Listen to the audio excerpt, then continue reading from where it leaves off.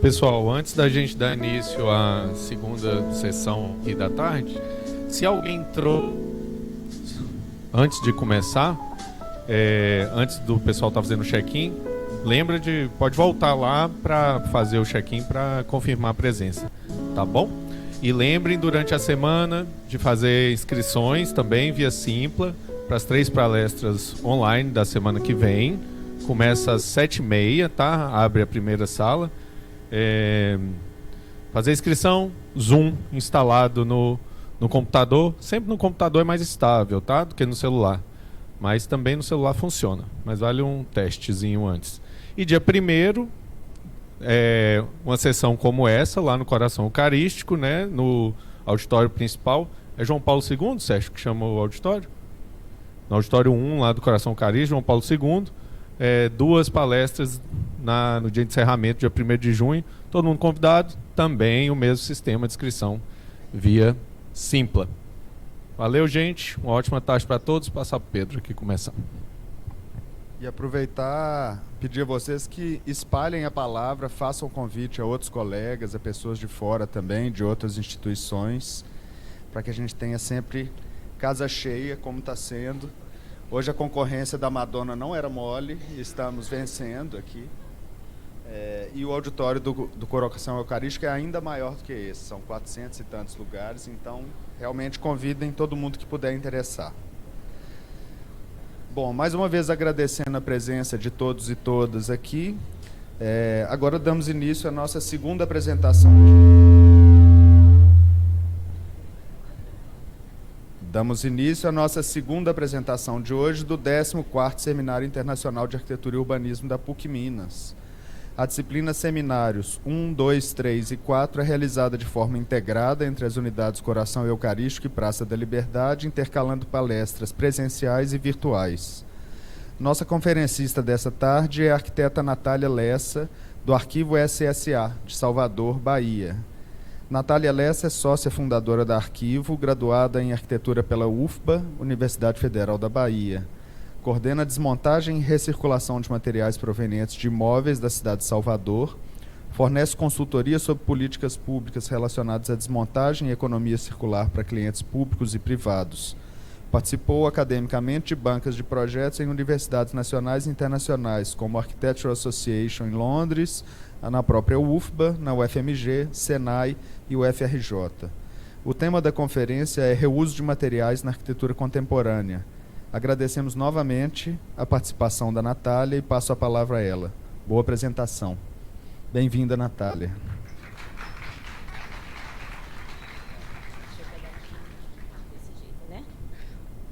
Oi, gente. Deixa eu me posicionar aqui. Boa tarde.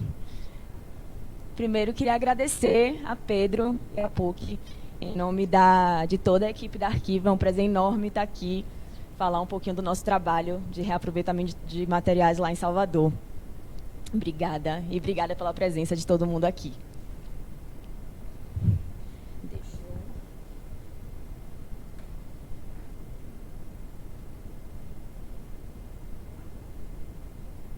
Bom, vamos lá. Então, antes de começar falando da nossa prática lá em Salvador, com reaproveitamento de material, eu queria trazer um pouquinho para vocês essa ideia e essa prática do reuso de materiais muito antes do conceito de sustentabilidade existir. Era uma prática que era comum na indústria da construção, simplesmente porque era o óbvio a se fazer.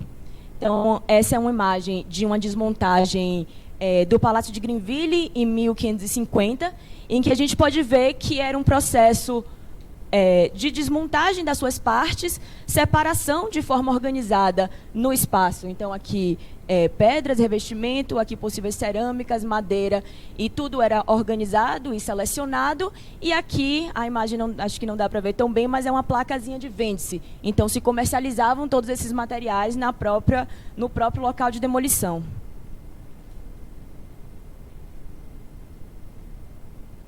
Essa era uma prática que não era somente no cenário europeu, isso acontecia aqui no Brasil também.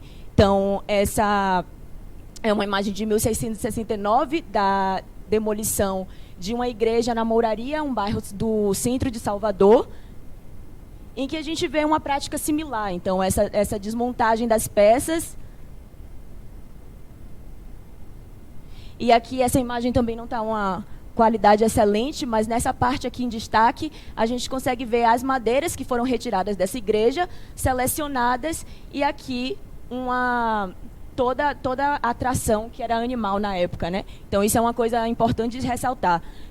Quando o transporte dependia ou de uma energia humana ou de uma energia animal, era simplesmente, como eu falei, o mais óbvio era se reaproveitar o que estava próximo de sua nova construção.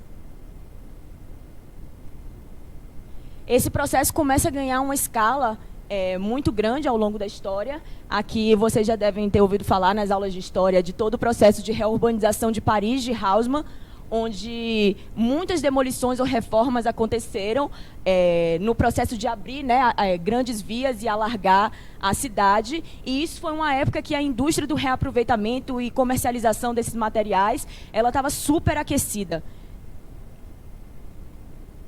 Esse é a fachada de Achille Picard, que era um grande nome da demolição de Paris na época, e ele coloca aqui na frente do seu ateliê um frontão de uma desmontagem do Palácio de Tuileries. Então, ali tem todo um símbolo também, né, da importância que esse mercado de reaproveitamento tem para a comunidade, né?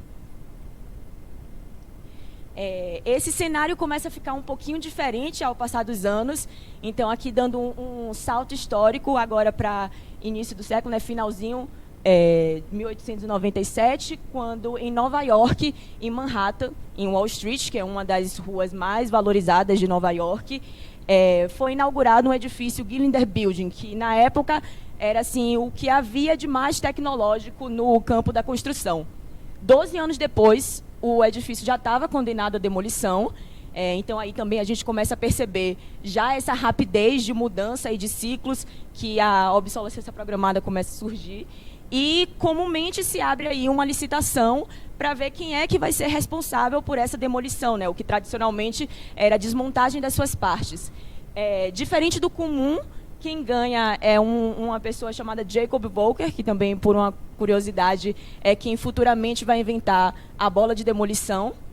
E ele ganha esse processo de licitação por inventar uma tecnologia, na época inovadora, de abrir uma espécie de vala no interior do edifício, e os materiais eles eram jogados, assim, uma espécie de implosão, caía, quebrava, e tudo isso ia ser um processo muito mais rápido. Então, considerando um contexto que a pressão imobiliária e o solo ali no centro de Nova York já estava com preços altíssimos, então, quanto mais rápido a demolição acontecesse, mais rápido ia começar minha obra, mais rápido isso ia inaugurar e ter todo o retorno financeiro com a inauguração da obra. Então, isso ali acontece, né? Esse prédio ele não é desmontado e sim demolido.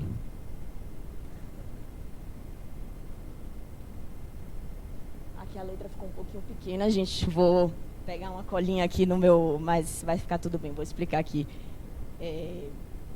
Aqui a gente começa a ver, né, com esse exemplo de Nova York, alguns dos gargalos que a indústria do reaproveitamento enfrenta até hoje.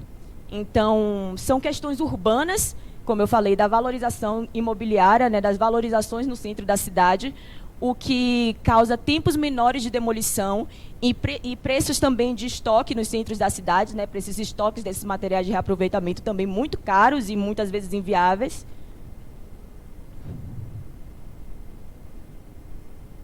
São questões econômicas também. Isso não necessariamente é um problema, mas tem uma valorização crescente da mão de obra, o que acaba empurrando processos que antes eram feitos pelas pessoas para ser substituído por maquinário. Tem também uma série de questões tecnológicas, como uma maior diversidade de material. Antes, as construções eram feitas basicamente com 5 materiais, né? Madeira, cerâmica, vidro, terra e... colinha, vou esquecer do próximo. Como? Pedra, pronto. Então, agora, hoje em dia, na contemporaneidade, a gente tem uma diversidade enorme de material, né? Então, isso torna mais complexo aí esse reaproveitamento. Além disso, união química mais forte. Então, antes, quando trabalhava muito com encaixes, parafusos, hoje em dia é muito mais com argamassas fortes, cola, uma obsolescência programada, transportes de longa distância se tornam mais baratos, mais acessíveis, o que impacta no menor preço de materiais novos e uma tecnologia de demolição pós-guerra, né, o que é que chama da tecnologia de maquinário de destruição.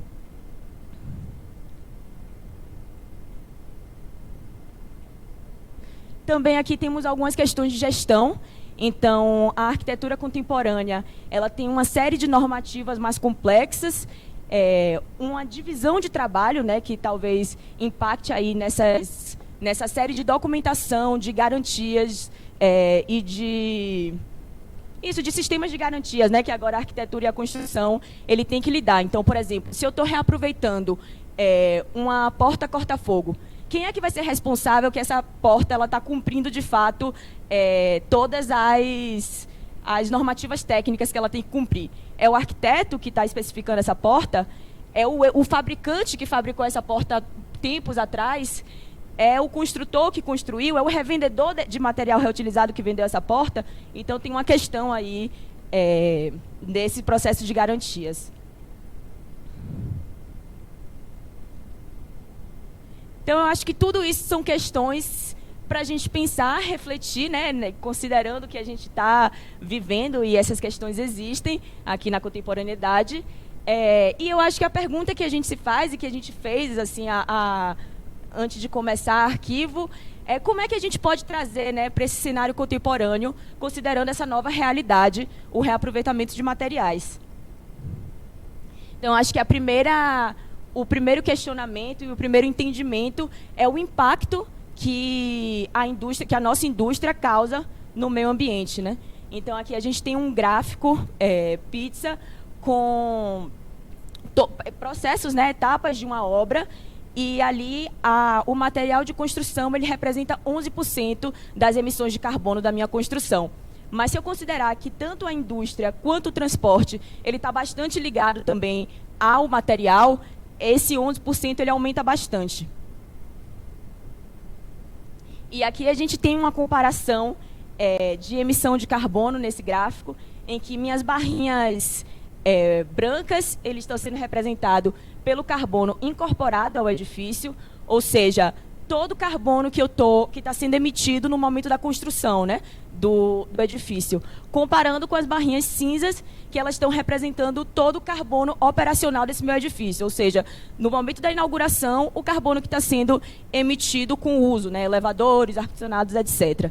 Então, se a gente considerar um edifício construído em 2020, 10 anos depois, em 2030, o carbono incorporado ao edifício, ele ainda representa 74% de todo o carbono emitido. Então, se eu considero uma urgência climática, né, quanto mais urgente eu considero os problemas climáticos e ambientais, mais eu deveria estar olhando para como eu construo, né, meus edifícios de forma mais sustentável. E aí que o reuso aparece, né? A partir daí que a gente tenta transformar, né, essa indústria da construção, que tradicionalmente é um sistema linear, em que se extrai uma matéria-prima, se produz, não sei, por exemplo, uma porta, essa porta ela é consumida e instalada no meu edifício, e daí, em algum momento, ela é descartada, entra na demolição e volta para todo o processo linear. E o reuso propõe uma transição da indústria da construção para uma economia circular, em que eu tenho a produção, a fabricação, o consumo, mas daí, antes de passar para o descarte, eu tenho uma coleta, o reaproveitamento, e eu volto dando um outro ciclo de vida, né, a esse material. Com sorte também, depois ele passa, né, em algum outro momento, antes do descarte, por um processo de reciclagem. Então, o que é que eu estou fazendo aqui? Como eu falei, eu estou prolongando a vida útil desse meu material. Eu estou reduzindo a demanda por novos materiais. Então, assim, ao construir uma casa, eu vou precisar de uma porta, de uma janela, de qualquer maneira. Então, se eu estou utilizando uma porta reaproveitada, eu estou diminuindo a demanda pela construção, né, de uma nova porta, que ela precisa existir de qualquer maneira naquela casa. E isso gera um menor impacto ambiental, né? Uma economia na emissão de carbono. Por outro lado, eu tenho também uma diminuição de resíduo. Então, você desmontar uma obra, ela é muito mais limpa do que demolir, porque usa maquinários pesados e tem também ali uma emissão de carbono na própria demolição. Então, é um processo que reduz duplamente a emissão de carbono. Além desses fatores voltados para a sustentabilidade, pelo crédito de carbono, também é uma atividade de forte geração de emprego e de preservação da memória e do patrimônio da cidade através dos materiais. Então, só rapidamente, assim, para a gente continuar, acho que é importante conceituar um pouco e diferenciar o reuso da reciclagem. Eu acho que, assim, quanto à reciclagem, a gente está tendo uma baixa geração de emprego local, porque é um processo muito industrial, que usa muitas máquinas. Muitas vezes, longas distâncias são percorridas para esses processos não acontecem nos centros urbanos. O elemento original, ele é transformado em matéria-prima de novo, então ele volta para todo o processo de produção, além de ser um processo de alto consumo energético. Enquanto o reuso, ele tem curta distância de transporte, um alto consumo de mão de obra local, um baixo consumo energético. O elemento original, ele é utilizado como ele é, né, como ele já está. Então, eu tenho uma porta que ela não é triturada para virar madeira e construir outra porta, e sim utilizar ela como ela está já no mundo. Se preserva o valor do trabalho do produto original, então todo o valor que foi colocado ali do trabalho para se produzir aquele elemento, ele é preservado, além de um maior valor agregado.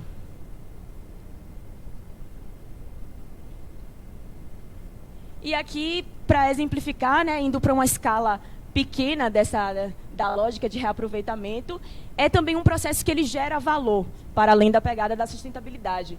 Então, uma caçamba de entulho, que num processo de reforma seria um custo, né, para uma obra, quando se pensa no reaproveitamento, a gente consegue gerar valor, né? Então, ver aqui, rapidamente, passando o olho, a gente consegue ver taquinhos de peroba, telha, aqui um mármore, alguns tipos de elementos diferentes que estaria gerando um valor. A potência que o reuso tem já está tendo muita relevância no cenário estrangeiro, especialmente na Europa e nos Estados Unidos, onde está acontecendo algumas políticas de incentivo ao setor. Então, elas são das mais variadas formas, como, por exemplo, legislações que obrigam que, antes de uma demolição tradicional, você reaproveite parte dos seus elementos, ou selos sustentáveis que pontuam práticas com reaproveitamento de materiais, enfim, concursos com projetos de reaproveitamento, várias outras políticas. Incentivo à pesquisa também. Eu trouxe aqui um exemplo de um fundo de investimento, um fundo de financiamento, né, de investimento em uma pesquisa de reaproveitamento, o nome é Interreg, que está ali na região de Bélgica, França, Holanda, pegando parte do Reino Unido, e eles têm uma missão de aumentar até expressivamente a quantidade de material reutilizado nas novas construções nessa região da Europa até 2032. Então, é uma série de incentivos e pesquisa, e uma delas, que é muito interessante, é o Opalis, que nada mais é do que um mapeamento de atores já existentes de reaproveitamento. Então, eu acho que é uma lógica de realmente visibilizar e dar voz, né, dar visibilidade mesmo a esses atores já existentes. Então, assim, não adianta eu virar para um arquiteto e falar: é muito legal você reaproveitar e construir com material reaproveitado, se ele não sabe onde buscar. Do mesmo jeito contrário, né? Chegar para alguém que está reformando e falar: não jogue fora esse material, reaproveite, se essa pessoa não sabe qual é o destino que vai dar. Então, essa é uma pesquisa que resulta em uma plataforma, que você tem todo o mapeamento desses atores. E, para além disso, serve também como portfólio de ideias. Eles colocam projetos que utilizaram materiais reaproveitados. E todos esses incentivos de pesquisa no exterior, eles têm gerado muitos frutos, né, como de grande escala, inclusive. Como, por exemplo, essa fachada do Conselho Europeu, em que é uma fachada toda composta por janelas de reaproveitamento. Então, bom, esse é um primeiro panorama, assim, e eu acho que a partir de todas essas pesquisas e questionamentos, e que a Arquivo, em 2020, surge, né, com a intenção, com a missão de contribuir para a transição da arquitetura nacional para uma arquitetura circular, né? Para uma arquitetura com uma menor pegada de carbono através do reaproveitamento. Então, como eu falei, a gente começa em 2020. Nosso trabalho consiste em enxergar e identificar alguns processos urbanos dentro da cidade de Salvador, enxergar a cidade como uma espécie de mina urbana, que eu vou caçando nessa minha mina os tesouros e onde estão os ouros que estão espalhados dentro de Salvador. Então, um desses processos urbanos, por exemplo, foi o caso do bairro do Horto Florestal, que é um bairro nobre de Salvador, antes um bairro muito residencial, de casas enormes residencial, que agora, por uma pressão imobiliária, está verticalizando radicalmente. Então, a gente entra em casa como essas e deixa a casa assim. Então, aqui a gente vê que a gente entra e recupera, desmonta tudo que pode ser reaproveitado e deixa para uma demolição tradicional apenas a casca, a alvenaria. E aqui depois é uma imagem, né, da mesma casa já demolida. Essa é Nanda, uma das minhas sócias. Esses processos urbanos também eles são de diferentes escalas. Então, um processo que a Arquivo se depara com alguma frequência é o processo de reformas de interiores, né? Como foi o caso da desmontagem que a gente fez em 2021 de um dos apartamentos do edifício Carlos Costa Pinto. É um apartamento na Rua do Corredor da Vitória, uma das ruas mais caras de Salvador. Esse é um prédio dos anos 80, que quando foi inaugurado também era assim, o que havia de luxo em Salvador. Então, parte do atrativo, né, comercial no momento de venda é ter materiais também muito luxuosos, muito duradouros e de altíssima qualidade. A gente entra em 2021, né, nos anos 80, ali 40 anos depois, e a gente é informado pelo gerente, a pessoa lá da administração, que aquele é o último prédio com a planta original.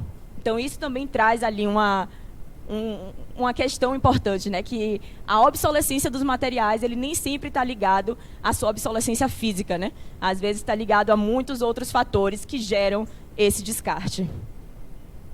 Então, esse era um apartamento assim, com um assoalho de pau-d'arco lindíssimo, piso de mármore, forro, porta, assim, quantidade enorme de materiais perfeitos.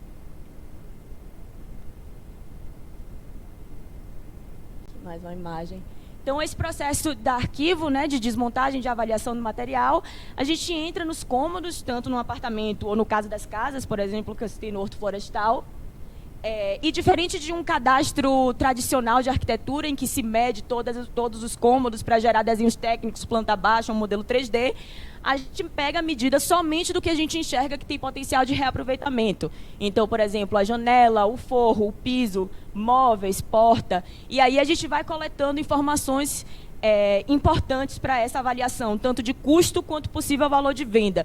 Então, por exemplo, a gente pega tanto características gerais, dimensões, mas também algumas informações como, será que tem um vidro trincado? Tem alguma parte danificada? No caso de móveis ou até do ar-condicionado, tem ali uma marca, um fabricante que eu consigo identificar. E tudo isso tem que ser informações o suficiente para preencher o nosso relatório de avaliação de potencial de reuso. Bom, é um relatório que tem algumas categorias, eu acho que não cabe trazer aqui, mas basicamente todas essas informações elas têm que caber dentro dessa equação base, que é o meu custo de desmontagem, mais o meu custo de transporte, mais o meu custo de estoque desse material, vezes algum coeficiente de risco, ou seja, o material pode quebrar, o material pode não vender, algum risco que tem no processo, ele tem que ser menor do que o valor de mercado. E claro, né, isso considerando que a gente é uma lógica de uma empresa que paga funcionários, paga nosso salário. Se fosse pensar numa lógica simplesmente ali do reuso na pegada sustentável, ou se tivesse algum financiamento público, por exemplo, essa equação poderia abraçar uma quantidade maior de materiais. Então, aqui ainda no mesmo apartamento, né, eram 16 portas maciças de pau-d'arco. A gente, é legal também que, assim, na Arquivo, a gente não está com um olhar atento apenas para a grande escala ou que tem um grande valor agregado, mas detalhes também interessantes, como puxadores, que tem um valor de design, um valor de desenho, bancadas interessantes. A gente é bastante aberto para reaproveitar tudo que a gente enxerga mesmo, que ele pode ganhar uma nova vida, um novo uso. Só por curiosidade aqui, essa peça de madeira de pau d'arco de, se não me engano, 6 ou 7 centímetros, era a peça da despensa desse apartamento. Nesse processo, dentro da própria obra, a gente sempre começa a vender a partir da obra, né, para tentar que alguns elementos eles pulem essa etapa de um transporte, então saia da obra e faça apenas um transporte diretamente para o consumidor final. A gente vende parte, outra parte, ela tem o transporte até nosso estoque, depois a gente vende de lá e um outro transporte até o consumidor final.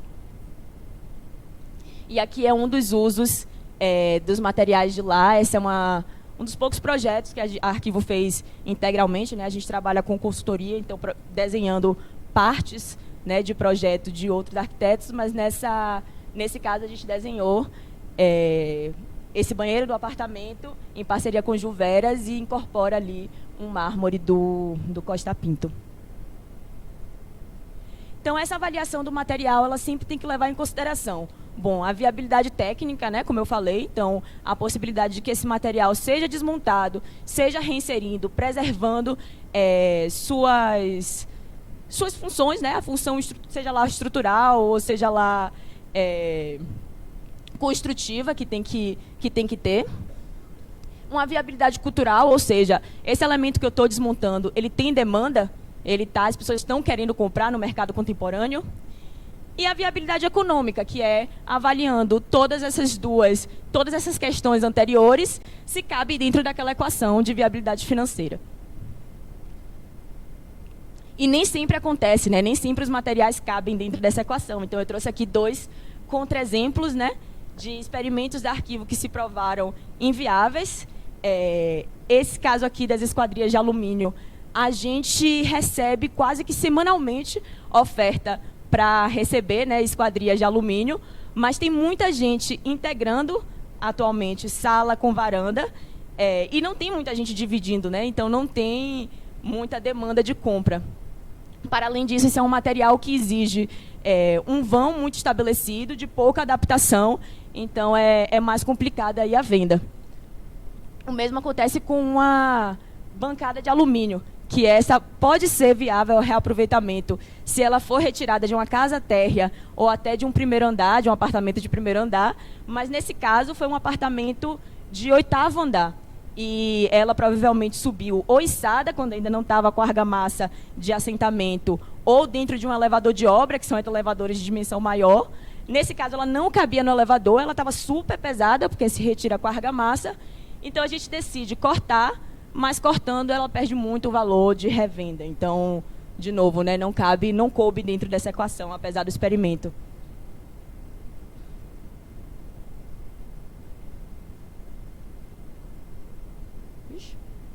Aqui. E, bom, considerando aqui, né, todos esses materiais, o que são e o que não são viáveis ao reaproveitamento, eu tenho aqui um gráfico em que a minha linha vertical é o meu custo de desmontagem, que eu comparo com o meu valor de revenda. Então, se eu tenho um material de alto custo de desmontagem e de baixo valor de revenda, ele é aqui o mais inviável, enquanto eu tenho um valor de baixo custo e alto valor de revenda, que seria dentro aqui o mais viável dentro das manchas de reaproveitamento.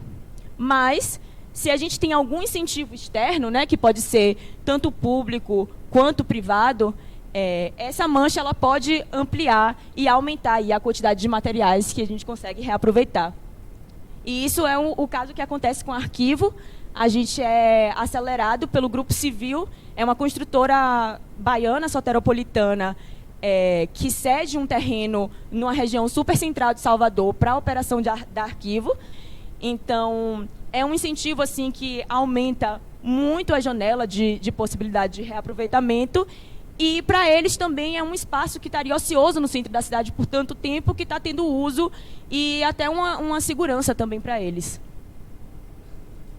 Aqui é uma foto da nossa equipe. Não, essa foto não está 100% atualizada. Algumas pessoas enfim, não estão colaborando mais com a gente no momento, e outras entraram, mas aqui Pedro, Nanda, meus sócios.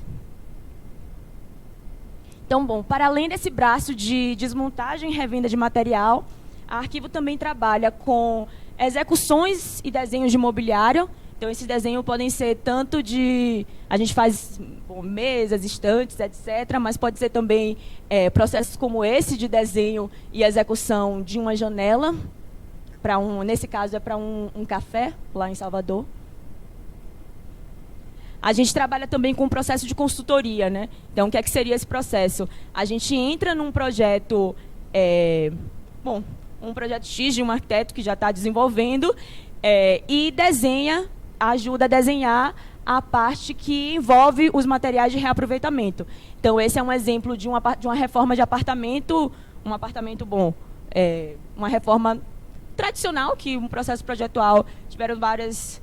Enfim, um processo tradicional, e que a gente entra na parte do desenho da varanda, que é uma decisão de incorporar o máximo de material reaproveitado possível nesse cômodo. Então, a gente entra e desenha o cômodo que vão entrar esses materiais. Então, aqui, nesse caso dessa varanda gourmet, é reaproveitado o complemento desse forro de madeira, as portas de armário, elas são de reaproveitamento, assim como esse ladrilho hidráulico, esse bancão aqui, que não dá para ver na foto, mas que continua, e, posteriormente, uma mesa.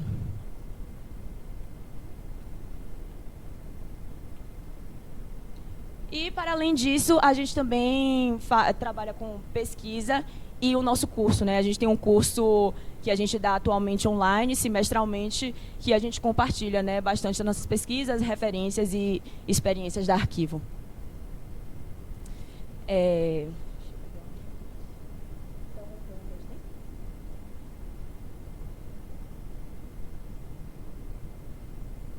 Pronto, gente, acho que fiz um panorama aqui teórico. E aí eu trouxe umas experiências, né, nos estudos de caso, para a gente poder ilustrar um pouquinho nossa prática. A primeira delas é uma experiência de desmontagem. Essa foi uma desmontagem de um chalezinho de madeira. Que bom, isso aqui é um chalé que funcionava como treinamento de equipe de uma...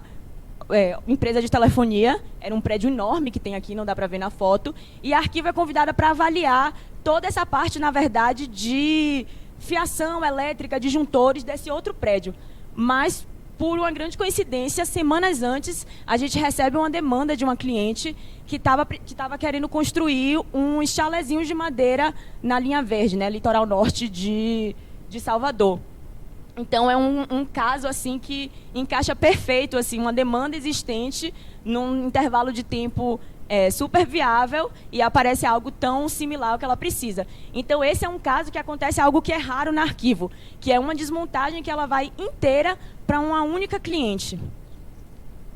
Então, nosso acordo é desmontar todo esse chalé e ela compra o lote completo. Então, desde dos fechamentos de madeira...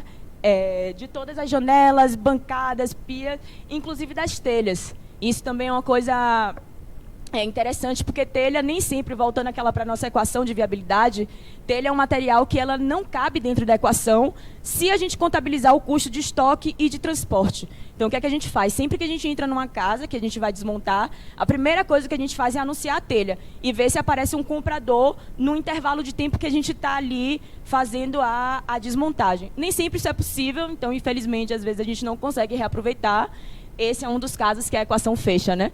Porque ela tira tudo de lá.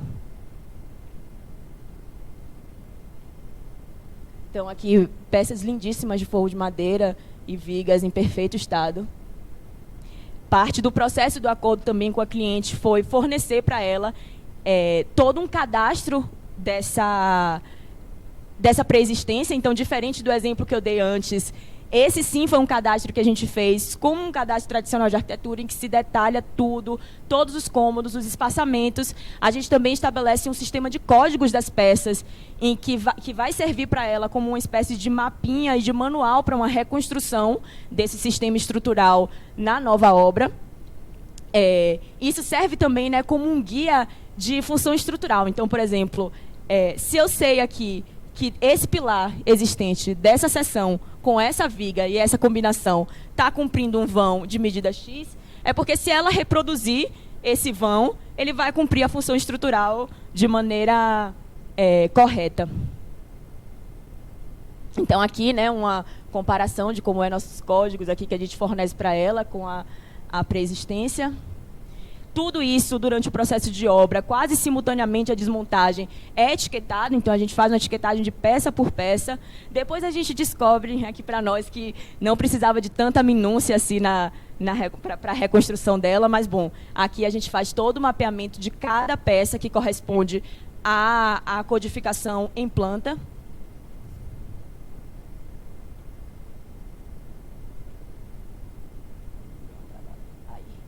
Então, aqui, né, um processo de desmontagem. Essa foi uma desmontagem que foi feita integralmente com ferramentas manuais. Então, isso a gente vê qual é o impacto positivo que tem uma obra com encaixes mecânicos e não argamassas e colas. É uma desmontagem muito mais limpa, muito mais simples e com uma pegada de carbono muito menor. Para além dos códigos, algumas legendas base a gente coloca também. Então, por exemplo, viga de apoio aqui da caixa d'água. Então, a caixa d'água, que inclusive ela também recupera, também leva e vai usar, ela sabe que, bom, se ela botar naquela dimensão com aquela viga, o negócio vai ficar em pé. Aqui nosso processo, né, todo de desmontagem, tentando ser o mais organizado possível. Aqui, em uma pilha dessa, corresponde a uma parede, né, que ela está sendo empilhada. Então, a ideia é que tudo isso seja transportado da maneira mais organizada possível para facilitar a obra dela. Os desenhos que são fornecidos. E aqui é interessante também ver, né, numa obra que, como eu falei, de tantos encaixes e tantos materiais viáveis ao reaproveitamento, o que sobra aqui é o contrapiso e pouquíssimas paredes de alvenaria. A gente fornece também ainda bem em fase preliminar de estudo, não chega a ser um projeto, muito menos um projeto executivo, mas assim, sugestões de como ela pode adaptar para esse uso eram pequenos chalés que serviriam de hotelaria, né? Então, a gente sugere, no final das contas, não é exatamente seguido o que a gente sugeriu, ela constrói lá, mas dá um resultado legal, ela segue algumas dicas. Uma delas é subir aqui uma fiação de bloco, de alvenaria mesmo, para poder substituir as peças que estavam danificadas pela ação da umidade e do tempo na casa original. Aqui é o resultado da casinha, como ficou. Um outro chalé.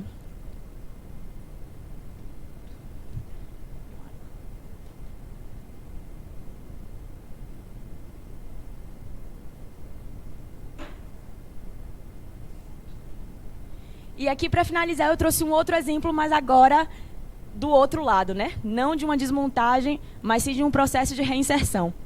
Esse é o Casarão 28. Ele é um projeto da arquiteta Naya Alban. É um projeto que, inclusive, ganhou o prêmio Tomi Otaki do ano passado, primeiro lugar. E é um processo de intervenção no patrimônio histórico. O casarão fica na Rua Chile, que é uma região que faz parte de uma região tombada de Salvador, no centro de Salvador. E a Rua Chile é a primeira rua de Salvador. Então, o casarão consegue reaproveitar uma quantidade enorme assim, de materiais. E isso não é um acaso, não é uma sorte. Tem alguns pontos que favorecem para esse processo acontecer. Um deles é um cronograma super estendido. O casarão é uma obra que está em andamento há 18 anos. Parece muito assim, é muito, na verdade, mas é uma obra que, bom, não é uma incorporação, são 3 sócios, que vai entrando uma verba, vão construindo etapa, para um tempo, vão construindo outra etapa, e isso, bom, tem como consequência um tempo estendido também de busca desses materiais na mina urbana. Não há uma demanda em regularidade entre os apartamentos. Bom, ele é um edifício de uso misto, tem o térreo comercial, e são apartamentos nos outros andares, e eles não precisam necessariamente, como numa incorporação tradicional, ter todos os apartamentos padronizadinhos. Uma menor divisão do trabalho, ou seja, Naya Alban, que é a arquiteta do casarão, ela é também uma das proprietárias, são 3 proprietários. Ela é arquiteta, ela é a gestora também da obra que está ali. Então, isso facilita tomadas de decisão no momento de obra, desenhos enfim, todo um processo particular que o reaproveitamento de material exige. Não se contabiliza o custo de projeto. Bom, claro que sim, é o tempo dela de estar desenhando, mas do ponto de vista tradicional também da coisa, em que um desenho a mais é um aditivo que você recebe de um escritório de arquitetura, não é esse caso, porque é ela mesma ali que está fazendo esses desenhos. É uma obra laboratório, então Naya também é professora lá da Universidade da UFBA, então tem toda uma intenção e uma vontade de estar reaproveitando e uma vontade de que daquela obra vire um grande laboratório de experimento de como é se construir com material de reuso. E, além disso, mas assim, importantíssimo, é que a obra, desde o primeiro dia de compra, ela pode ser um grande estoque, né? Então, é um espaço enorme, coberto, e que os materiais puderam estar sendo armazenados ao longo do tempo lá. Então, bom, como eu já falei, já mencionei, os executivos diferentes de tradicionalmente que a gente faz, todo o projeto executivo dá entrada na prefeitura e começa a obra com o executivo todo pronto, aqui se faz executivos em partes. Então, encontra um material, faz o executivo daquele apartamento, constrói, realiza a obra. Acha um outro material, faz o executivo daquela escada. E isso é um processo que evita muito redesenho e retrabalho. O mapinha ficou um pouco claro, mas aqui é um mapa... não, aqui está direitinho, ficou um pouco claro, gente. Mas é um mapa de Salvador que mostra... Ele está desatualizado, já tem mais locais de procedência de material, mas foi uma obra que está o Casarão, que incorporou materiais de mais de 16 obras diferentes em Salvador, sendo a mais distante um raio de 10 quilômetros de distância, né? Aqui esse círculo é um raio de 2 quilômetros. Bom, o Casarão, originalmente, ele tinha 4 pavimentos, né? Mas, por uma avaliação estrutural, essa cobertura estava condenada. Então, se decide, parte de um princípio de, preservar toda a caixa mural, todas as fachadas e... Bom, a cobertura original não se pode reaproveitar e sobem 2 pavimentos novos. Então, assim, é importante dizer também que o Casarão, para além do reuso, ele é um projeto que está muito voltado também à preservação. Do que se pode preservar ali é o passo número 1, né? É o que está em prioridade. Então, aqui a gente vê, né, o telhado e a estrutura, as madeiras já não cumprindo seu papel estrutural, mas, apesar de não cumprir seu papel estrutural como telhado, tem uma potência, essas madeiras absurdas de reaproveitamento. Então, se toma a decisão de guardar, selecionar, claro, as melhores, e guardar, e essas madeiras vão sendo usadas ao longo do processo de obra. Então, aqui, os novos pavimentos, eles são construídos de concreto armado mesmo, laje e pilares. Aqui dá para a gente ver, né, as marcas da cumeira original. E aqui, depois desse processo, né, dos novos elementos, da nova parte estrutural, dos novos pavimentos, aqui a gente vê, né, as madeiras do telhado sendo reaproveitada como a caixaria das portas. Um outro uso aqui também para as mesmas madeiras do telhado, isso é uma parte de fechamento da área privada dos apartamentos para a área de garagem, em que se encontra essa grade de uma desmontagem de arquivo de uma escola de inglês, super importante lá de Salvador, e que se incorpora aqui e complementa com a madeira. Então, eu acho que esse é um processo projetual que se repete inúmeras vezes nos processos do Casarão, que é, de fato, respeitar o material como eles são, com as dimensões que ele tem. Então, assim, encontrar um material de reaproveitamento, incorporar ele na obra, não é um milagre que acontece que eu encontro o material exatamente das dimensões do vão que eu preciso. Não, na verdade, inverter esse processo projetual de forma a respeitar e conseguir incorporar esses materiais de maneiras criativas, né? Então, aqui se usa a grade com o tamanho original e faz um complemento de serralheria, tanto na vertical quanto o complemento horizontal com as madeiras do telhado. Aqui a grade, né? Todo esse fechamento. Mais um uso para essas madeiras do telhado aqui na fachada dos fundos do Casarão. Aqui é um dos apartamentos, né, um dos interiores de um apartamento. Esse foi o primeiro apartamento que ficou pronto. E aqui é um dos apartamentos que ele não está nos pavimentos originais, né? Ele é um dos novos pavimentos. Então, aqui não se usa, né, aquelas janelas arqueadas, não sei se vocês repararam na primeira imagem, originais, e sim tinha a liberdade de fazer toda uma fachada com janelas novas. Então, aqui se decide fazer esse jogo, né, essa espécie de mosaico com folhas de janelas provenientes de um retrofit de um prédio na Graça, também um bairro próximo. E, mais uma vez, né, não foi um milagre que aconteceu, que as dimensões couberam perfeitamente. Não. Aqui se tinha pré-estabelecido tanto uma altura de pé direito, já pré-estabelecida, como também uma altura de peitoril. E como estratégia para vencer esse vão, usam pedaços também de madeira, né, também do telhado, para elevar essa altura do peitoril e conseguir completar o meu vão existente. Então, aqui forma uma espécie de nicho, assim, que serve também como prateleira, etc., para o uso.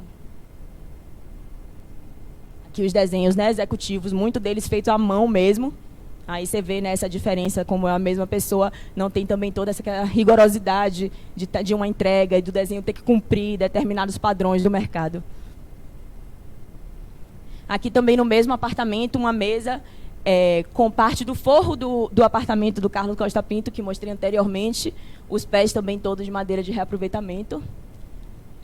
Esses cobogós também são bem interessantes, é um experimento com serralheria e madeira, então toda a estrutura é feita com perfis T's novos e incorpora tacos de madeira, que é um material que tem muita oferta no campo do reaproveitamento. O arquivo recebe com frequência taquinhos de peroba. E aí se forma esse cobogó de fechamento. Aqui dá para a gente ver bastante, né, a inclinação da antiga cumeira. Aqui também no interior desse mesmo apartamento, portas que foram doadas e um processo parecido, né, de desenho, pensar em fazer caber. Então, não é que as portas encontradas e a quantidade de porta encontrada coube perfeitamente no vão, mas é um desenho pensado em fazer uma inclinação que tem a ver também aqui com a vista para a Baía de Todos os Santos, né? O casarão se localiza com a vista incrível de Salvador para a Baía de Todos os Santos e que se complementa aqui, né? Se cumpre esse vão com as portas existentes e complementa aqui com um palco de madeira, que é um material super adaptável em dimensão. Então tem toda esse jogo, né, de usar materiais que têm uma dimensão já pré-estabelecida com materiais que são mais fáceis de adaptar em dimensão e forma. Aqui mais imagens. Aqui também ficou clarinho, gente, mas essa é uma planta da garagem. Vou passar para outra imagem que a gente consegue entender melhor. Mas também um outro ponto no processo projetual do casarão, em que aqui embaixo, não sei se vocês conseguem ver, mas aqui é a altura da Rua Chile, a entrada principal do casarão, e aqui é um acesso à garagem. Então, se precisava fazer uma rampinha ou uma extensão aqui dessa passarela para poder dar acesso a uma dessas entradas da porta, sem bloquear a curva do carro para a garagem. Então, essa é uma passarela que ela é toda pensada a partir de perfis T's, de uma desmontagem de um elevador no bairro do Comércio, um bairro super próximo, e um complemento de peças de madeira provenientes de diferentes telhados que são usinadas para elas ficarem numa mesma espessura. É também usado aqui, nessa parte, revestimento de borda de piscina. Então, esse revestimento de borda de piscina é um revestimento super espesso, né? Ele tem cerca de 10 centímetros de espessura. E ele é um material muito chatinho de cortar, fazer adaptações de obra. Então, a decisão que se toma aqui no casarão, para essa passarela, é respeitar os ângulos retos aqui na borda exterior, né? E, bom, o casarão, como uma obra de restauro, ele tem muitos ângulos que não são retos, ângulos tortuosos. Então, aqui se estabelece o ângulo... Bom, não é bem o ângulo reto das pedras, né, respeitando, e tudo que sobra, ao invés de cortar essas pedras espessas de piscina, se complementa com gravilhão. Então, para além de uma estratégia de que facilita o processo de obra, isso também é uma estratégia que facilita a manutenção. Bom, se tem que fazer alguma furação, alguma coisa de manutenção de tubulação, por exemplo, vai cortar a parte do gravilhão, e não tem que cortar a pedra, achar uma pedra igual para substituir. Então, são todas estratégias voltadas para essa dinâmica do material existente, né? Então, bom, o casarão é cheio de pequenas particularidades. Eu acho que caberia, assim, uma aula inteira sobre isso. Mas um último exemplo do processo aqui, foi um... Eu não vou chamar de contra-exemplo, porque, mais uma vez, o Casarão é um laboratório, então está, sim, aberto a experimentos, mas esse foi um exemplo de que o reuso saiu mais caro do que se tivesse feito nova. Essa é uma escada... E, assim, não necessariamente o reuso tem que ser mais barato, mas, nesse caso do Casarão, era uma iniciativa dos proprietários, né? Então, estava sempre pensando nessa viabilidade também financeira de toda a obra. Essa foi uma escada que a gente procurou por mais de um ano na arquivo. A gente já tinha a demanda de NAIA de qual era o vão e as especificações que tinha que cumprir. E sempre que a gente entrava em uma desmontagem nova em uma casa, a gente primeiro media ali para ver se cabia nesse vão pré-estabelecido. Em um momento a gente achou que a gente não fosse achar mais. Nas últimas do segundo tempo, a gente encontra essa escada, que assim precisa fazer pouquíssimas adaptações para o local. Mas por alguns motivos, então assim, a escada fica linda, o resultado final é ótimo, mas por alguns motivos o processo todo encareceu. O primeiro deles é que a desmontagem ela não foi feita pelo arquivo, então a gente teria o cuidado ali de um cadastro e talvez de uma etiquetagem, como a gente fez no exemplo anterior, né? Para facilitar essa remontagem. Isso não aconteceu, a gente recebeu todas as partes já desmontadas e misturadas, e isso foi um grande quebra-cabeça para remontar. Para além disso, ela passa por um processo de restauro, né, de tirar todo esse verniz grosso, e isso acaba inchando um pouco as peças. Então, ali teve que se adaptar de novo cada um dos encaixes, porque ela ficou quase justa. E, em terceiro lugar, a gente fez uma montagem que a gente entendeu naquele momento que seria o mais fácil, mas se provou errado, né? Então, assim, a gente foi montando degrau por degrau, de baixo para cima, até formar a escada inteira, quando depois, no final, a gente percebeu que talvez fosse mais fácil ter deitado a escada, montado ela em duas partes, depois subir. Então, assim, mas de novo, né? Isso foi uma experimentação, o resultado ficou lindo, e eu acho que ser um laboratório e o Casarão está disposto a experimentar, trouxe também a possibilidade de reaproveitar a quantidade absurda de material, né? Então, assim, faz parte do processo, faz parte do aprendizado.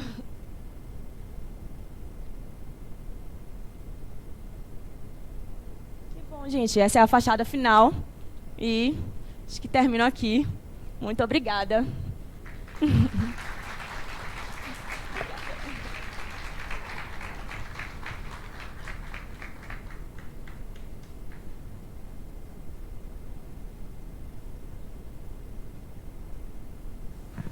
Alô. Obrigadíssimo, Natália. Incrível o trabalho de vocês. Espero que frutifique muito aqui em Belo Horizonte, e queria aproveitar então a presença do Edgar para convidar ele a se juntar a gente para esse bate-papo aqui. Para quem não esteve presente, Edgar foi que deu a nossa palestra de abertura na parte da manhã, arquiteto de Medellín, na Colômbia, cidadão honorário de Belo Horizonte.